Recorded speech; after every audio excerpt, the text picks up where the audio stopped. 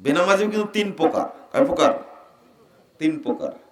দুই প্রকার কাফের আর এক প্রকার ফাসিক। দুই প্রকার কি? কাফের, যে সালাতকে অস্বীকার করে আর বলে আরে নামাজ পড়া যাবে না, নামাজ পড়তে হবে না। এর নাম আব্দুর রহমান আব্দুর রহিম হলেও একেবারে পাকা খাঁটি কাফের।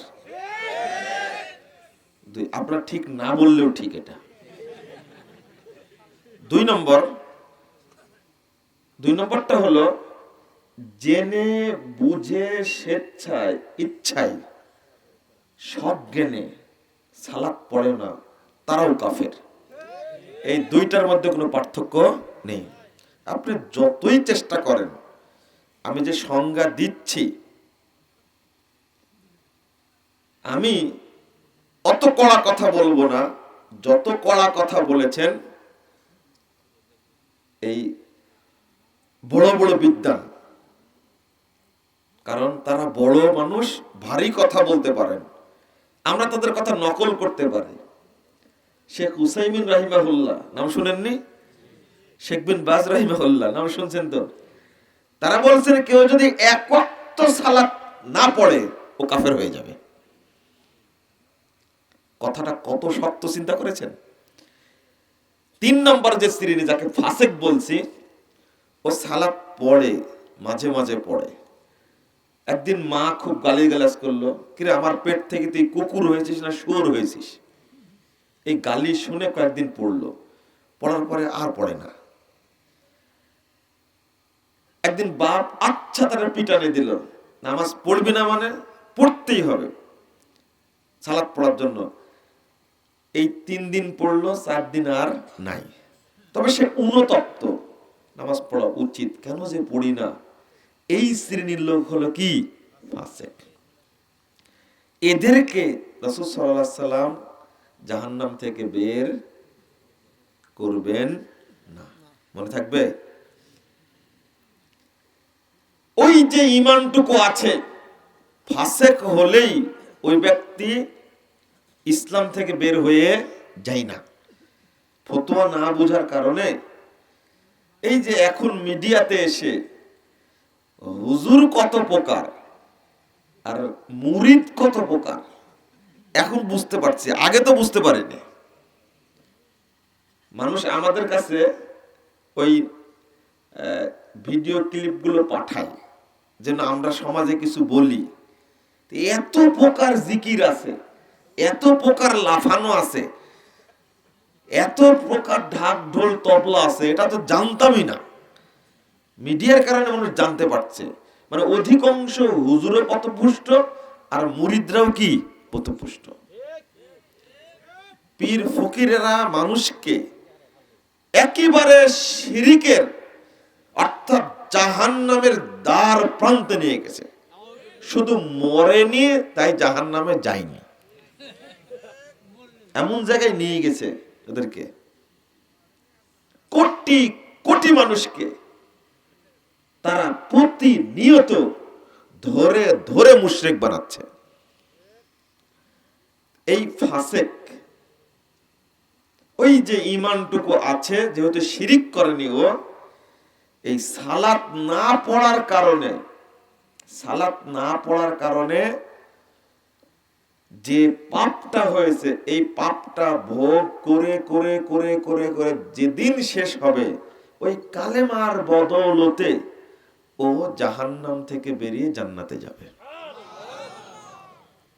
তাহলে জাহান্নামে যেতে চাচ্ছেন আপনারা?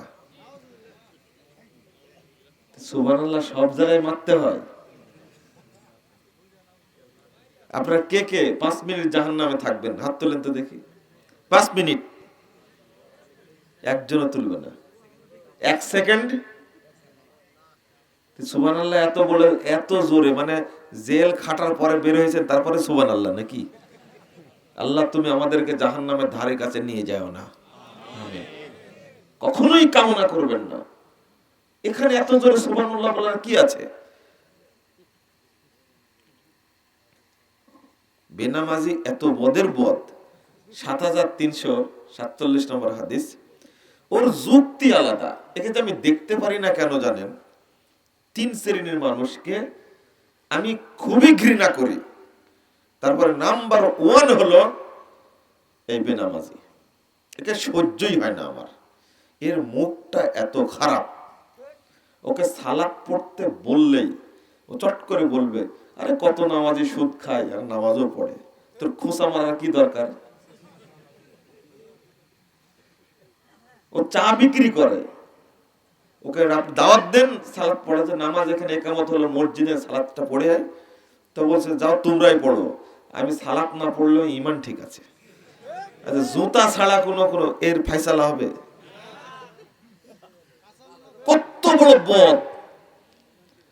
বলছে নামাজ না পড়লে কিন্তু জাহান্নামে যেতে হবে। তো জাহান্নামে গিয়ে 2-4 দিন থাকবো, তারপরে তো জান্নাতে যাবই। মানে জান্নাতের মামুর বাড়ি মনে হচ্ছে। দেখেন কত যুক্তি।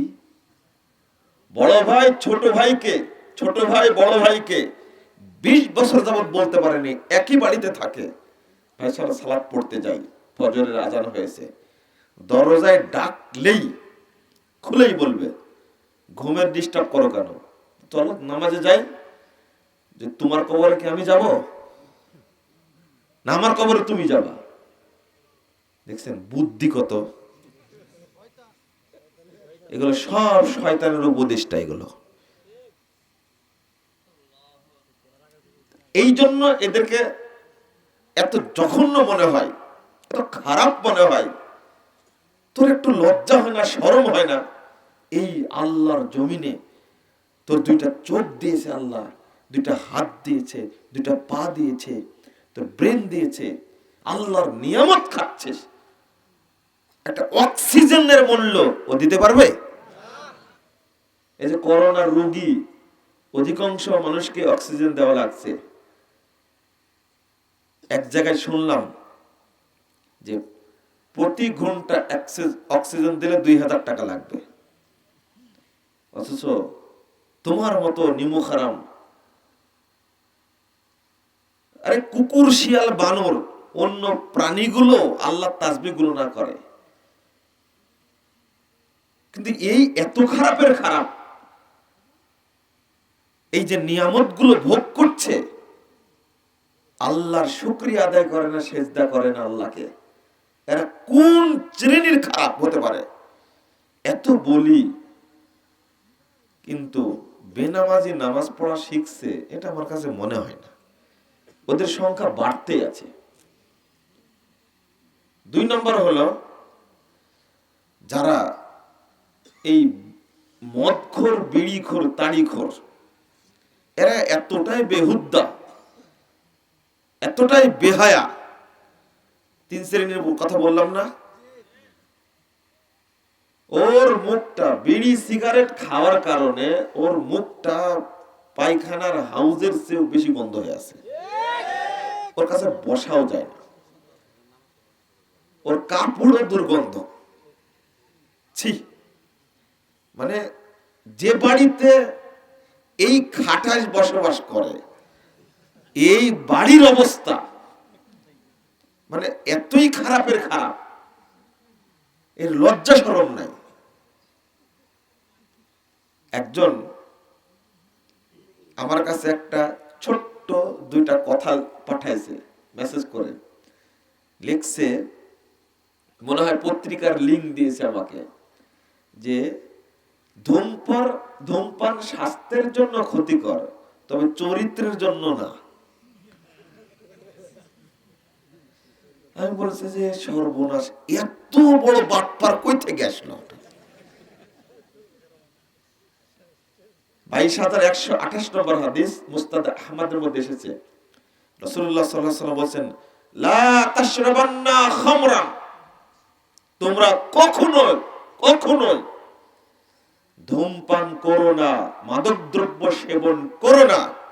ফাইন্নাহু রাসু কুল্লি ফাহিশা, পৃথিবীতে যত জঘন্য কর্ম আছে সব কিছুর উৎস হলো মাদকদ্রব্য।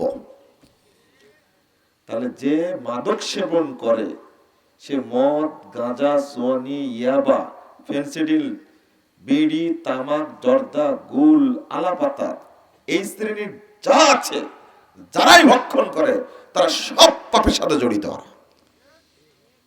এটা আল্লাহ রাসূল বলছেন। আর বলছে এই স্বাস্থ্যের জন্য ক্ষতি করে, কিন্তু চরিত্রের জন্য কোনো ক্ষতি করে না।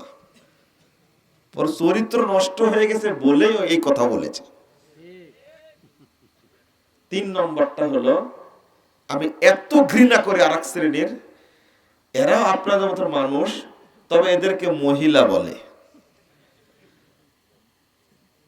এই মা বোন, আমারও মা আছে বোন আছে, আপনাদেরও আছে মা আছে বোন আছে, যারা ভালো আলহামদুলিল্লাহ দোয়া করি আল্লাহ যেন তাদেরকে মা আয়েশা মা খাদিজা রাদিয়াল্লাহু আনহার সাথে জান্নাতে রাখেন।